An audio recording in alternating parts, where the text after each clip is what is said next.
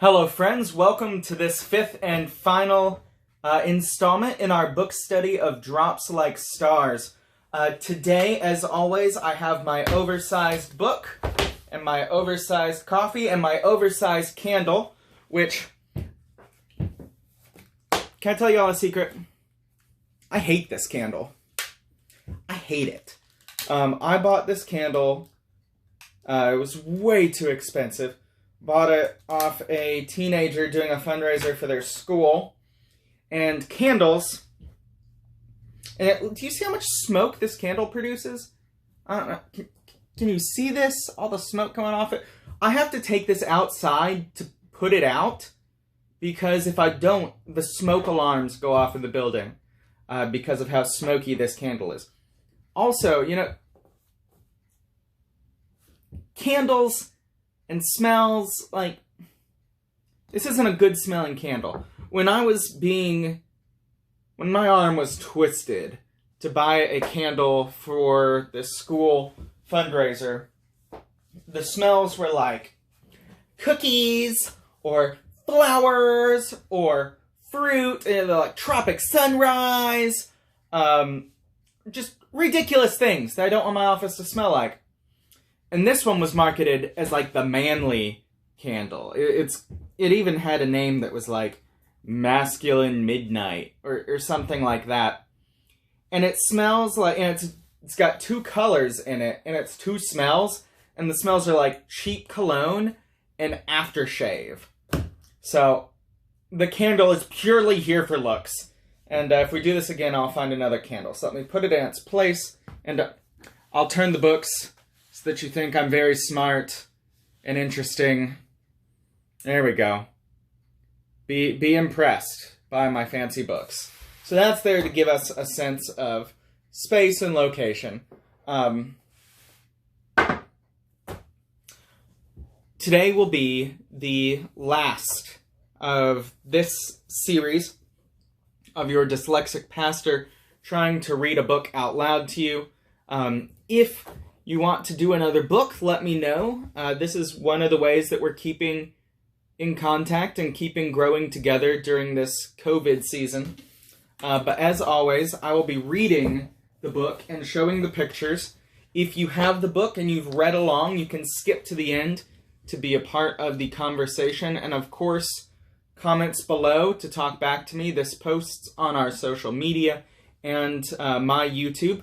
So wherever you leave the comment, I will see it, and we can talk back and forth there. Also, people have shot me emails and text messages and phone calls. Whatever works for you. If you have something to say it. It's better when we hear each other. So this is the last chapter, something of an epilogue, and it's called The Art of Failure.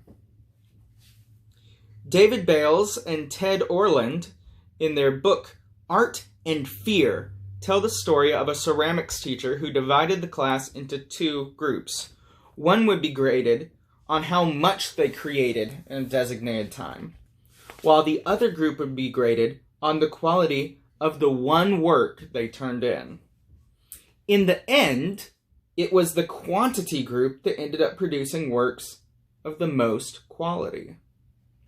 They concluded that while the quantity group was busy churning out piles and piles of work, learning from their mistakes, the quality group had sat theorizing about perfection, and in the end had little more to show for their efforts than grandiose theories and a piece of dead clay. What a line. Grandiose theories and a piece of dead clay.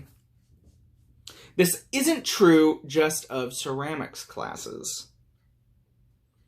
When I'm meeting with my counselor, and I use words like mistake, or failure, or waste, he stops me. Then he reaches into his desk drawer and pulls out a sign that he holds up so I can read it again. It's Hebrew. It says, "The God who wastes nothing."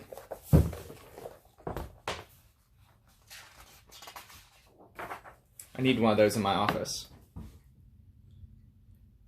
Now, it's absolutely necessary for us to own and name and claim and make amends for our failures and mistakes and sins and wrongs where others are concerned. But to stop there is tragic. It isn't just a failure. It's a mistake, a sin, a wrong, but it's also an opportunity to grow, to expand, to evolve, to learn. This is called the art of failure. What every artist must learn is that even the failed pieces are essential. Even the failed pieces are essential. The Franciscan priest Richard Rohr points out that Native Americans have a tradition of leaving a blemish in one corner of the rug they are weaving, because that's where they believe the spirit enters. So you have this beautiful tapestry with an unfinished error in the corner. That's where the spirit enters.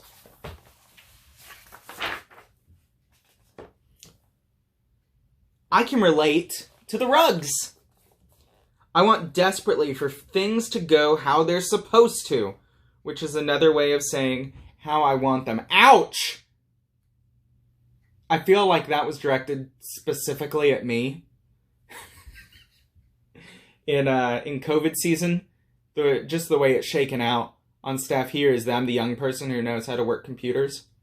And so every piece of media, every blog, every post, every mass email, every service, I'm doing the designing, sometimes even little minute pieces of code manipulation that I've had to Google how to do to make sure everything goes just the way I want it. And in my head, that's the way it's supposed to go. But it's really just the way I want it to go. Yikes. Jumping back in. I can relate to the rugs. Yes, I'm starting from the top of the page. I want desperately for things to go how they're supposed to, which is another way of saying how I want them to. Which is another way of saying, according to my plan. And that, as we all know, isn't how it works. But it's in that disappointment, in that confusion, in that pain, the pain that comes from things not going how I want them to, that I find the same thing happening again and again and again. I come to the end of myself, to the end of my power, to the end of my strength, to the end of my understanding, only to find that in that place of powerlessness, a strength and a peace emerges that wasn't there before. I keep discovering that it's in the blemish that the spirit enters. The cross, it turns out, is about the mysterious work of God, which begins not with big plans and carefully laid out timetables, but with pain and anguish and death. It's there, in the agony of those moments, that we get the first glimpse of just what it looks like for God to take all of our trauma and hurt and disappointment, all those fragments lying there on the ground, and turn them into something else. Something new. Something we never would have been able to create on our own. It's in that place where we're reminded that true life comes when we're willing to admit that we've reached the end of ourselves. We've given up. We've let go. We're willing to die to all of our desires to figure it out and be in control. A big part of dying to yourself is releasing the will to power. That's also what it means to forgive. Back to the book. We lose our life only to find it. It turns out that the Navajo rug and the Roman cross have a lot in common. We are going to suffer. And that is what's going to shape us. Somehow, we will either become bitter or better, closed or open, more ignorant or more aware, more or less. Tuned into the thousands upon thousands of gifts we are surrounded with every single moment of every day, this too will shape me. The only question left is how. Just before he died in 1972, Abraham Heschel was asked in an interview if there is anything he would like to say to young people. This was his answer. Above all, remember that the meaning of life is to live it as if it were a work of art. You are not a machine. When you're young, start working on this great work of art called your own existence. Man. Heschel's words remind me of the perspective of the sculptor Harriet March. And I've totally butchered this sentence. What this sentence was attempting to say is that there is a novel by Susan Howich in which there is a sculptor named Harriet March who has a perspective that this statement reminded the author Bell of. Okay, when a theologian comes to visit her at her studio and he has all sorts of polished and complicated ideas about God and suffering and life, Harriet explains to him how she sees the world through her work. But no matter how much the mess and distortion makes you want to despair, you can abandon the work because you can't abandon the work because you're chained to the bloody thing, she says. It's absolutely woven into your soul, and you know you can never rest until you've brought truth out of all the distortion and beauty out of all the mess.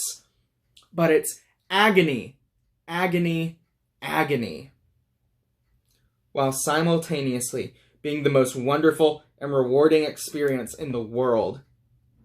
And that is the creative process, which so few people understand. She reminds me of the hallway in the hospital. Agony, agony, agony. And yet simultaneously being the most wonderful and rewarding experience in the world. She continues. It involves an indestructible sort of fidelity, an insane sort of hope, an indescribable sort of, well, it's love, isn't it? There's no other word for it. And don't throw Mozart at me. I know he claimed his creative process was a form of automatic writing, but the truth was he sweated and slaved and died young to bring birth to all that music. He poured himself out and suffered. That's the way it is. That's creation. You can't create without waste and mess and sheer undiluted slog. You can't create without pain. It's all part of the process. It's just the nature of things. Ever felt like that? Like whatever you're going through wasn't just hard or exhausting or difficult, but that it was an absolute slog? She doesn't give us any answers. She doesn't tell us why making things is like that. She simply says that the point is to stay true to whatever you're creating. And when she finishes these magnificent words, she finishes with these magnificent words.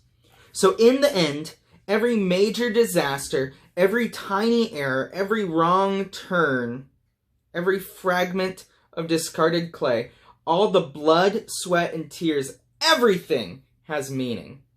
I give it meaning. I reuse, I reshape, I recast all that goes wrong so that in the end, nothing is wasted and nothing is without significance, and nothing ceases to be precious to me.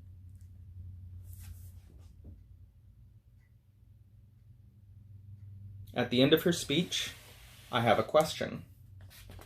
Is she talking about sculpture, or is she talking about life? My hope is that by the end of this book, your answer to that question will be yes.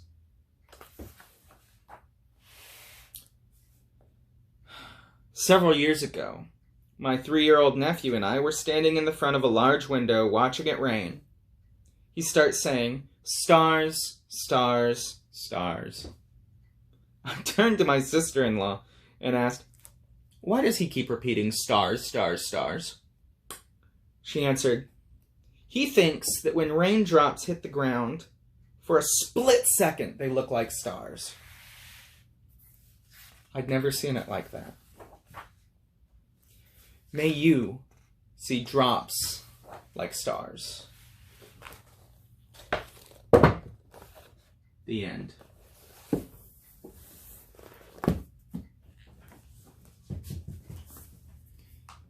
We are learning a lot these days about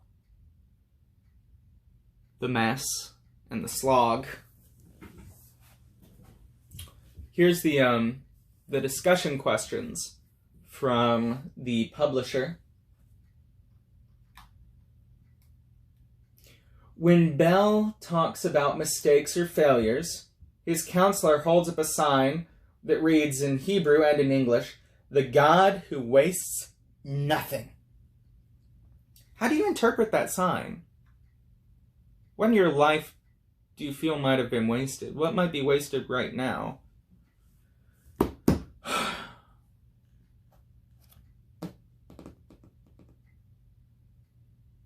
The God who wastes nothing, to me, has to do with how God is active in the mess. That God is that sculptor, if we use that closing monologue from the artist, that, and the Bible gives us this language too, that we are clay in the potter's hands, that God takes the lump of wet mud and forms it into something beautiful, something useful, still fragile, but now purposed and beautiful.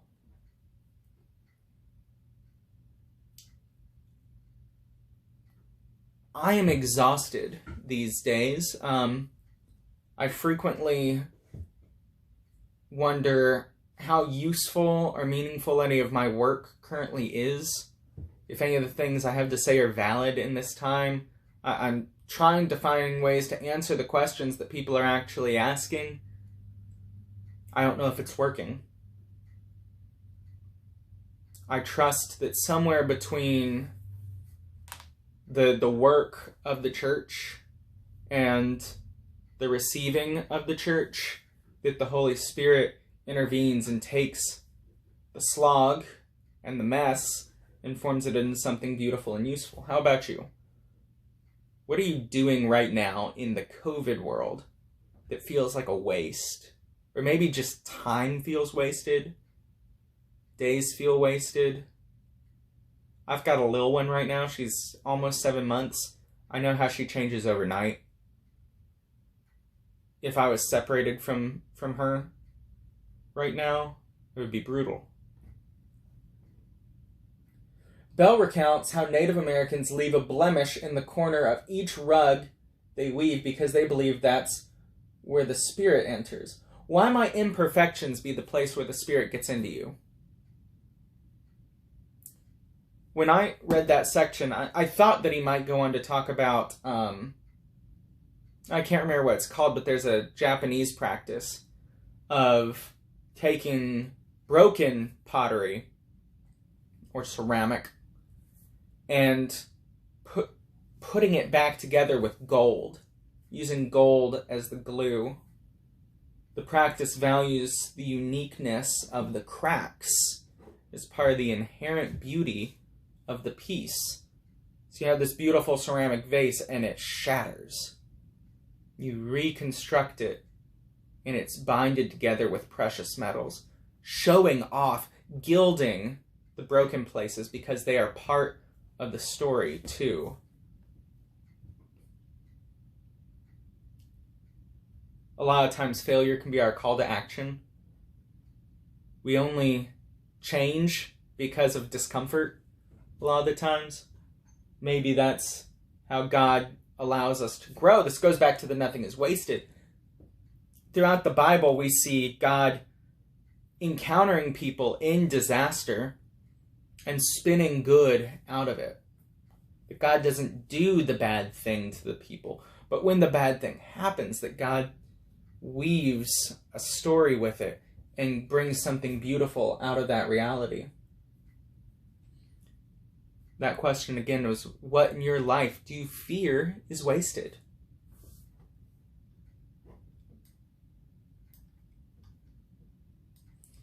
And a good follow-up to that would be something like, where have you seen the Spirit into your life in times of hurt or pain or disaster or slog?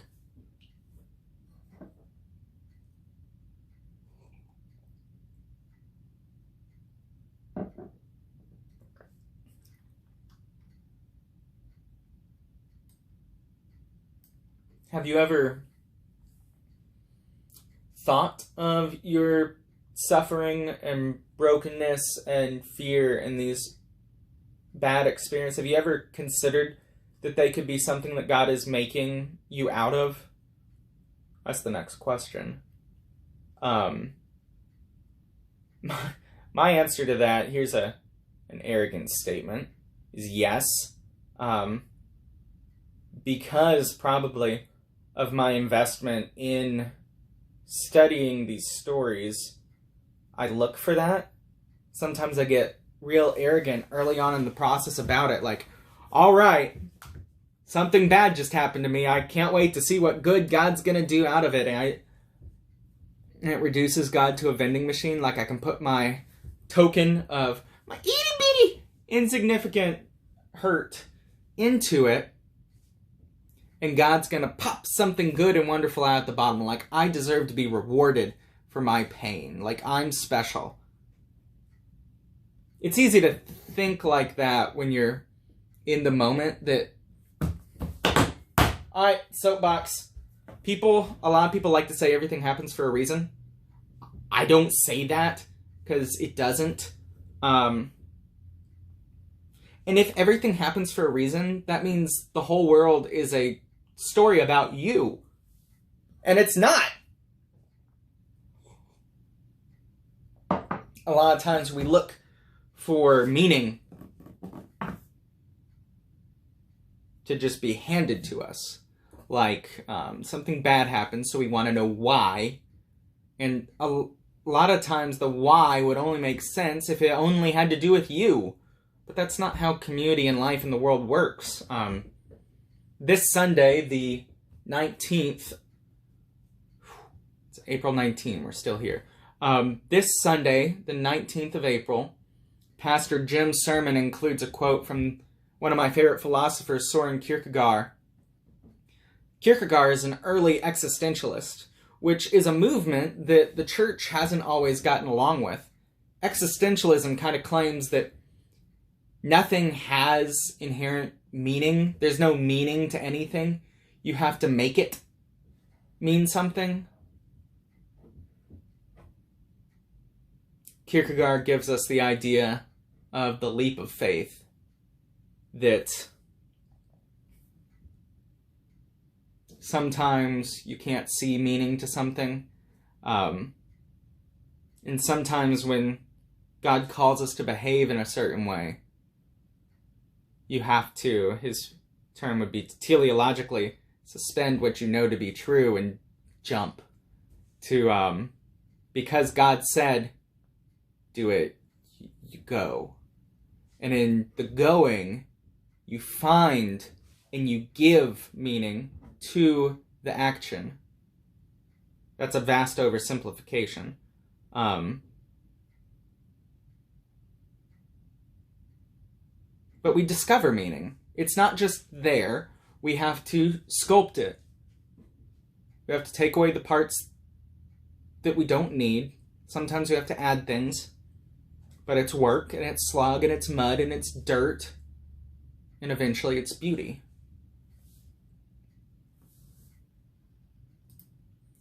Next question.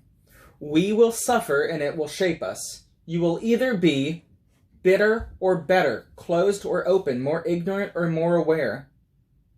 How have you seen suffering change people? How have you seen suffering change yourself?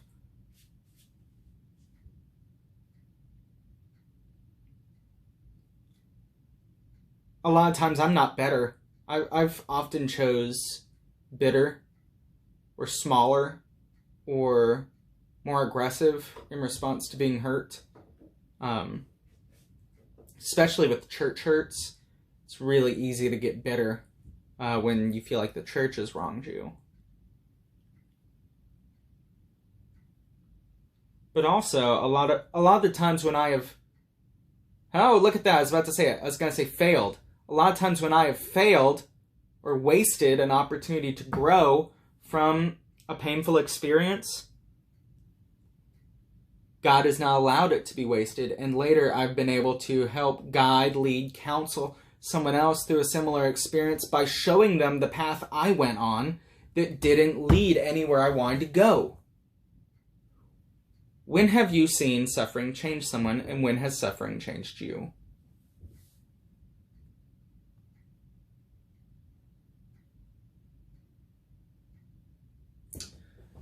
That last monologue in the book ends with, nothing is wasted, and nothing is without significance, and nothing ceases to be precious to me. Do you feel that way about your life experiences? Do you believe maybe God does?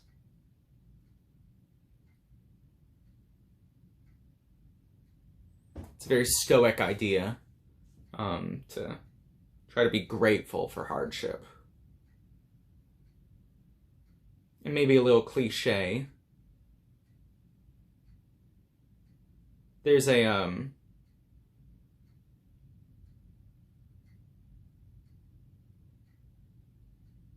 where does Paul say it? One of the lists that Paul gives of how Christians are supposed to be is this long, incredible list of like all these different good things that you should do, and a lot of them are very difficult. And they include things like persevere and faithfulness and to live in community and to love everyone. And it's an incredibly difficult, very taxing list that Paul gives.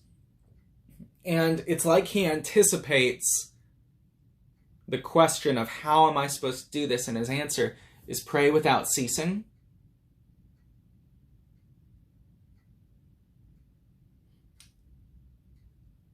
Maybe our prayer can be to live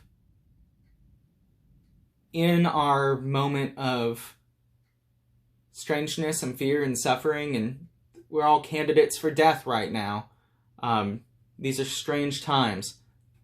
Maybe to pray without ceasing right now is to be open to how God would have us shift and change. What pivots do we need to make? What do we need to pull closer? What do we need to let go of? Times like this are times of formation and times of revelation. Our character is revealed when we're pressed. If you haven't yet, this is a good time to decide who you want to be.